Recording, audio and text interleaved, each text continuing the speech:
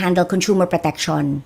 I So when see. people complain, we have our chatbot called the BSP online buddy called Bob. So, yon lahat ng reklamo dumadaan sa amin. Kasi ayaw namin, kunyari, hindi magreklamo sila about a bank, e-wallet, tapos hindi sila matugunan.